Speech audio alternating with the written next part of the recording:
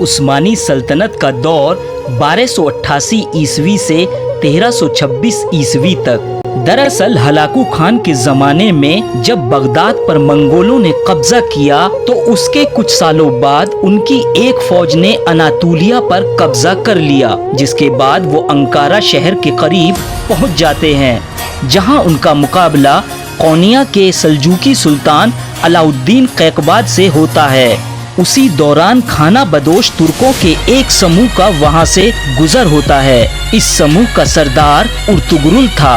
Ertugrul نے جب یہ دیکھا کہ ایک فوج سنکھیا میں زیادہ ہے اور دوسری کم، اس وقت ارطغرل کے پاس کیول 440 سوار تھے، پر وہ کمزور فوج کی مدد کے لیے فوراً آگے بڑھتا ہے اور اتنی تیزی سے حملہ کرتا ہے کہ طاقتور فوج کو بری طرح ہار کا سامنا کرنا پڑا اور منگول فوجوں کو میدان چھوڑ کر بھاگنا پڑا۔ ارطغرل کی اسی بہادری اور ساتھ دینے کے بدلے میں علاء الدین قیقباد نے اسے ایک جاگیر دے دی اور اس کے باپ سلیمان کو فوج کا سپہ سالار بنا کر مغرب میں منگولوں کی روک تھام کے لیے مامور کر دیا۔ 1288 عیسوی میں ارطغرل کی موت ہو جاتی ہے، جس کے بعد اس کا لڑکا عثمان خان اس کا جانشین ہوتا ہے۔ دوسری طرف علاء الدین کی موت کے بعد غیاث الدین تخت نشین ہوتا ہے۔ دراصل غیاث الدین کے کوئی بیٹا نہیں تھا، لہٰذا وہ اپنی بیٹی کی شادی عثمان خان سے کر دیتا ہے، اور جب غیاث الدین کی موت ہو جاتی ہے تو قونیا کے اراکین سلطنت آپسی رضامندی سے عثمان خان کو اپنا بادشاہ تسلیم کر لیتے ہیں۔ عثمان خان کی سلطنت کی سیمائیں قسطنطنیہ کی بازنطینی سلطنت سے ملی ہوئی تھیں۔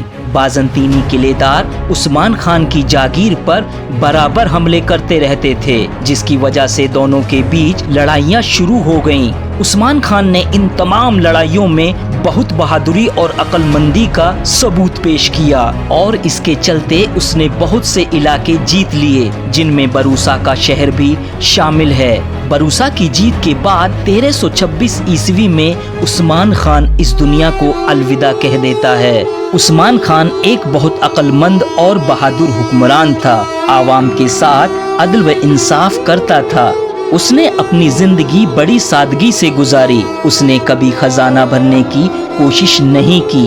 مال غنیمت کو یتیموں اور غریبوں کا حصہ نکالنے کے بعد سپاہیوں میں بانٹ دیتا تھا۔ وہ بڑا رحم دل اور مہمان نواز تھا۔ اس کی انہی خوبیوں کی وجہ سے ترک آج بھی اس کا نام عزت سے لیتے ہیں۔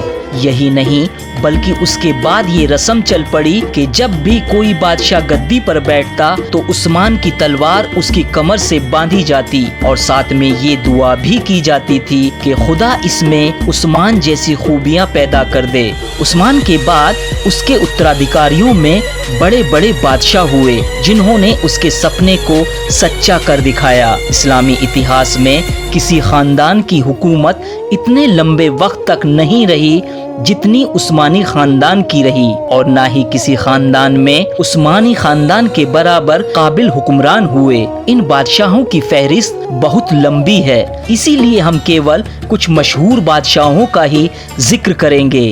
اسی کڑی میں آگے جانیں گے عثمان خان کے بیٹے آر خان اور مراد خان اول کا زمانہ، یعنی عثمانی سلطنت کا یہ دور 1326 عیسوی سے 1389 عیسوی تک۔ دوسروں تک اس ویڈیو کو پہنچانے کے لیے لائک اور شیئر کریں۔ چینل کو سبسکرائب کرنے کے بعد گھنٹی کا بٹن دبائیں تاکہ آنے والی ہر ویڈیو آپ تک پہنچتی رہے۔